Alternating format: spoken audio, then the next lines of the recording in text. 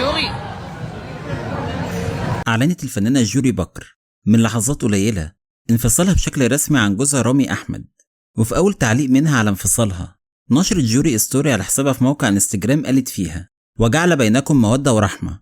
تم الانفصال بيني وبين الرجل المحترم زوجي، وبتمنى له كل خير. أرجوكم مش عايزة أي حد يتواصل معايا في أي تفاصيل، لأني مش هرد على أي مكالمات. شكرا. والجدير بالذكر إن جوري بكر كانت دخلت مجال التمثيل سنة 2020 وشاركت في بعض الأعمال الفنية زي مسلسل برنس ومسلسل ليه لأ، لكن دور وداد اللي قدمته في مسلسل جعفر العمدة اللي اتعرض في شهر رمضان اللي فات كان النقلة الحقيقية في مشوارها الفني، وحقق الدور ده نجاح كبير جدا.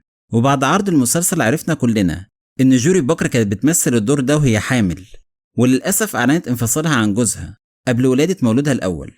وفي نهاية الفيديو احنا نتمنى كل الخير للفنانة جوري بكر ولطليقها رامي أحمد.